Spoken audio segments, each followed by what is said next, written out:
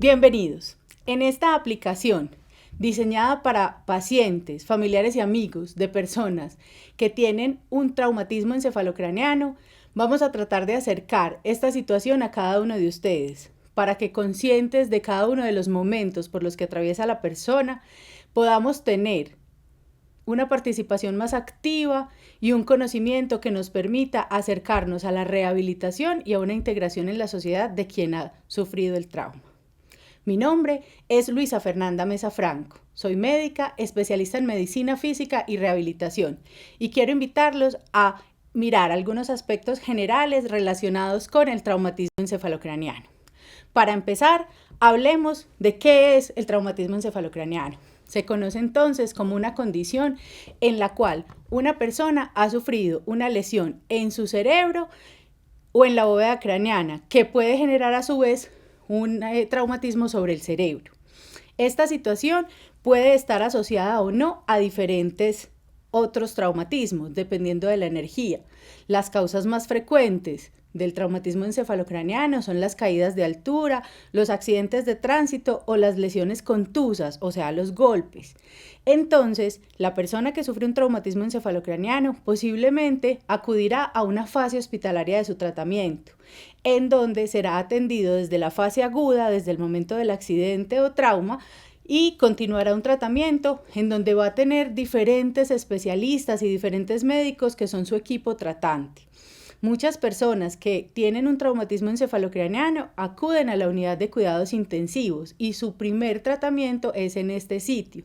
Sin embargo, no son solo los médicos de cuidados intensivos quienes los acompañan. También hay un grupo interdisciplinario de personas que están pendientes de su condición y esto también se verá afectado o se verá influido por las otras lesiones que la persona puede tener. Por ejemplo, fracturas, por ejemplo, lesiones pulmonares, lesiones abdominales, o bien el paciente que solo tuvo traumatismo encefalocraneano y se encuentra en la unidad de cuidado intensivo, también va a tener tratamiento por enfermeros, nutricionistas, terapeutas que ya están al servicio de la recuperación de ese paciente.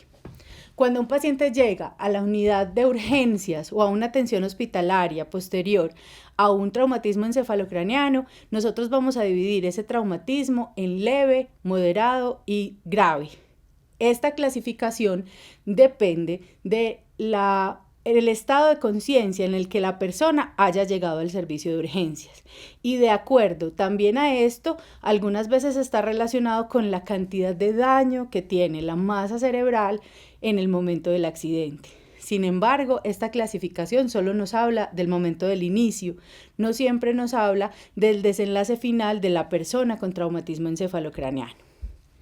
Cuando hablamos de una persona que tiene traumatismo encefalocraneano, como conocemos al cerebro como la fuente fundamental del control de las otras funciones del cuerpo, vamos a tener diferentes alteraciones funcionales en la persona que sufre un traumatismo encefalocraneano. Entre otras, podemos ver cambios físicos como los problemas visuales, los problemas motores como la debilidad, los problemas de coordinación, el dolor muscular, la cefalea, el mareo y los trastornos en el sueño.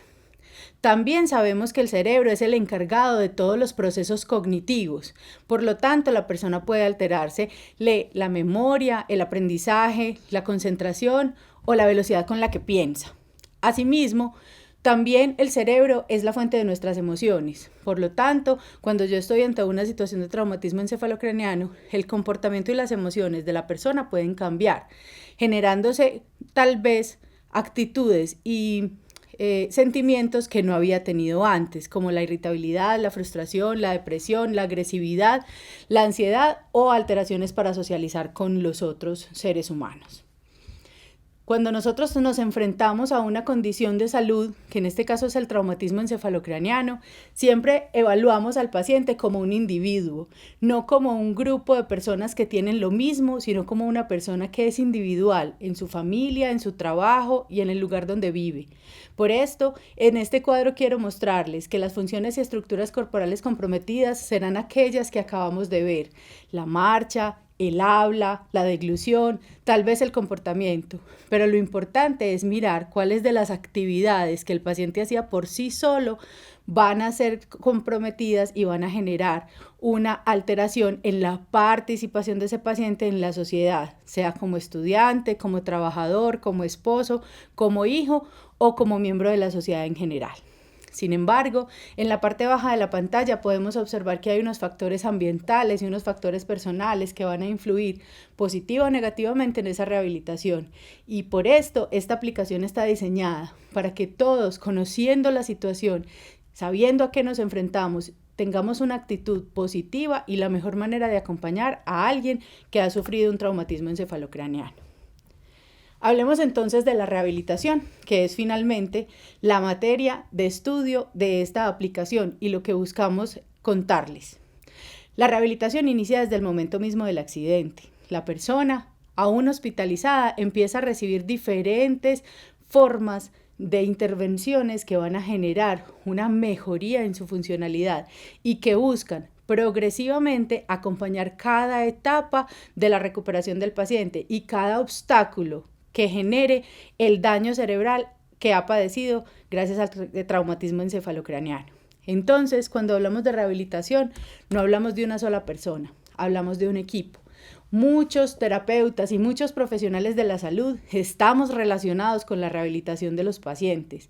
Los terapeutas físicos o fisioterapeutas serán quienes se van a encargar del movimiento, el equilibrio, la coordinación, recuperar las funciones que nos permiten tener patrones funcionales como mano-boca, mano-cabeza, que nos permiten ser independientes en nuestra autonomía. El terapeuta ocupacional se va a encargar de estar acompañando a la persona en su ocupación. No tomemos esto siempre como la labor, sino la capacidad que tenemos de ser independientes para nuestro autocuidado, para manejar un carro, para subir unas escaleras, para tender una cama o para cualquier actividad de la vida diaria que requiramos. El terapeuta de lenguaje o fonoaudiólogo estará acompañando al paciente en lo que tiene que ver con dos procesos fundamentales de su rehabilitación. Primero, la comunicación, sea esta verbal o no. Si es verbal, entonces es recuperar el habla lo más inteligible o lo más entendible posible. Y si la persona quedó con una secuela de no poder hablar, entonces que encuentre la manera de comunicarse mejor. Asimismo, el fonoaudiólogo se va a encargar de la parte de la deglución. Es fundamental para los seres humanos que tengamos una deglución segura y que todos los alimentos líquidos y sólidos que pasamos no se nos vayan a la vía aérea generándonos ahogamiento o tos. Por lo tanto, en fonoaudiología también se va a trabajar esta parte. Asimismo, hablamos de que las emociones pueden ser alteradas, no solo por el daño cerebral, sino también por lo que genera en mí que esté cambiando mi cuerpo y que haya cambiado después del trauma. Por lo tanto, es muy frecuente la utilización de servicios como la psicología y la neuropsicología para encarar esas emociones como paciente y su familia y además para ir rehabilitando las funciones cognitivas superiores que ya habíamos dicho que se alteran, como el aprendizaje, la memoria, la atención, etc. Además, algunos pacientes van a tener dificultades en retomar un patrón respiratorio normal, por lo tanto también podemos necesitar de terapia respiratoria. Enfermería y trabajo social también pueden hacer parte de este proceso. Enfermería cuando se necesita cuidado especial para ciertos dispositivos, por ejemplo, traqueostomías o por ejemplo, gastrostomías, que son tubos especiales para la alimentación de un paciente que no puede tragar bien. Y asimismo, trabajo social se encargará de observar ese ambiente familiar y esas situaciones problemáticas que puedan influir negativo o positivamente en la rehabilitación de un paciente. Por lo tanto, el mensaje de esta diapositiva es que posiblemente en este camino que empieza para una persona con traumatismo encefalocraneano, vamos a tener que ver con muchos profesionales de la salud que han prestado su vida al servicio de mejorar las condiciones para una persona que ha adquirido una lesión cerebral. La persona va a tener unas alteraciones funcionales que son temporales, posteriormente a su accidente, y de algunas se recuperará sin problemas y sin que sea diferente a como era antes. Sin embargo, también otras situaciones pueden dejar una cosa que se llaman secuelas. Las secuelas son aquellas situaciones que no van a cambiar en el tiempo y que las va a tener que enfrentar el paciente que sufrió el traumatismo encefalocraneano, porque le van a generar una serie de alteraciones en su función. Las secuelas pueden estar desde el punto de vista de la movilidad. Puede haber rigidez, puede haber deformidades, puede haber alteraciones en la forma como puede moverse, siendo más rígido o siendo más flácido o teniendo alteraciones en la coordinación. Puede tener lesiones en la piel, sobre todo quien permanece inmóvil, quien permanece acostado o quien permanece sentado únicamente. El lugar donde se apoya puede sufrir trauma y es importante conocer cuáles son las diferentes formas de identificar cuando esa piel se está macerando y se está dañando para poder tomar decisiones a tiempo sobre estas lesiones y que no se conviertan en una nueva causa de enfermedad. También la persona puede tener dolor por la misma inquietud, por la misma inmovilidad, por la misma rigidez puede generársele dolor. Puede tener alteraciones en su comunicación y en su deglución. Todas estas secuelas entonces ya no van a ser situaciones que puedan mejorar poco a poco con las intervenciones terapéuticas, sino que son situaciones que pueden quedar permanentemente en la vida de los pacientes, y lo que vamos a hacer es hacer un manejo adecuado de la mano de médicos de rehabilitación, terapeutas y dispositivos que nos ayuden a que la persona, a pesar de tener esas secuelas, sea lo más independientemente posible y logre su mayor desempeño individual aún teniendo estas secuelas. ¿Qué hacemos entonces? Nos adaptamos.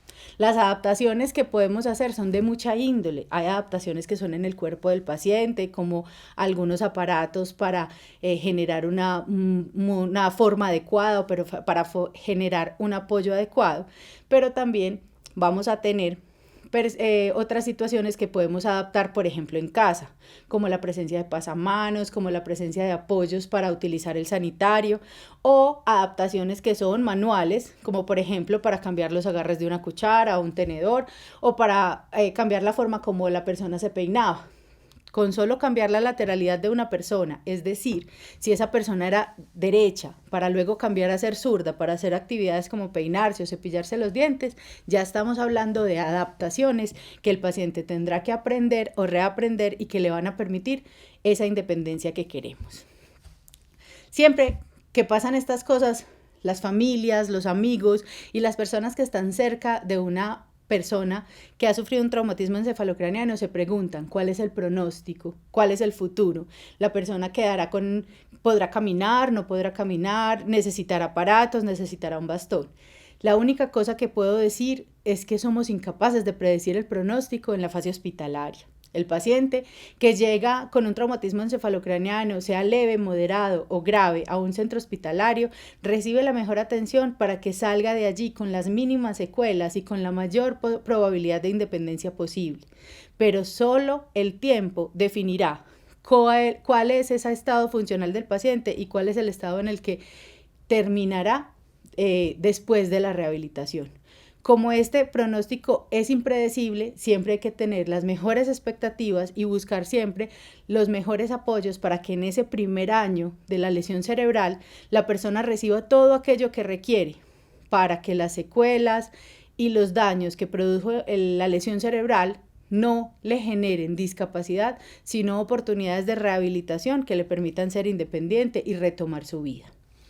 Vuelvo a esta situación para recordar la parte de abajo de la diapositiva que habla de los factores ambientales y de los factores personales. Aquí es donde todos los que estamos alrededor de quien ha sufrido una lesión cerebral somos importantes, porque si generamos un ambiente de altas expectativas y de apoyo, la persona va a estar positiva y va a empoderarse de su rehabilitación. Por el contrario, si somos negativos o si somos excesivamente exigentes con esas expectativas, la persona puede sentir frustración y alejarse mucho de su proceso. Lo más importante es entender que como familia, que como grupo de rehabilitación, que como red de apoyo del paciente, tenemos que tener la posibilidad de adaptarnos a que esas secuelas y a que esos resultados de la lesión cerebral nosotros podamos aceptarlos, adaptarnos a ellos y continuar la vida de la mejor manera para quien sufrió la lesión y para todos los que estamos alrededor. ¿Qué necesitamos? Compromiso. Una familia comprometida y unos amigos comprometidos con el paciente lo apoyan para que todos esos planes caseros de rehabilitación que dejan los diferentes terapeutas que conocerá en su proceso se repitan y se repitan hasta que se logre lo que se desea. Y por último, fundamental el seguimiento. Los médicos especialistas en medicina física y rehabilitación somos el personal entrenado en el acompañamiento de los pacientes que tienen lesión cerebral y vamos a hacer un acompañamiento para que todas esas secuelas o esas alteraciones funcionales que tienen una caracterización de ser definitivas estén siempre controladas y se manejen de la mejor manera para que permitan que la persona logre su mayor independencia, su adaptación y su participación en la sociedad a la que pertenece.